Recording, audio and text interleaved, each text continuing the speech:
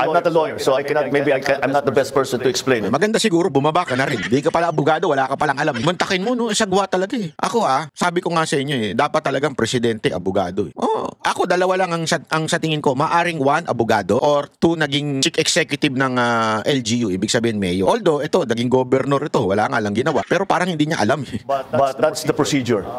Hindi mo you have to give grounds for the cancellation of the passport. And those grounds will be based on cases that will be filed against. Pero maliho yun. At yan po ay pinaliwanag ni Marcoleta. Napanood ko sa isang programa nila doon sa Saganang Mamamayan. Napanood ko po na isa sa mga basihan ng cancellation ng passport ay national security. And I think more than anything else, ito national security po. Bakit kanyo? Kung yung akusasyon kay Zaldico ay ipagkulimbat ng limpak na salapi, ito'y sapat na grounds para po masabing concern national security na ho ito.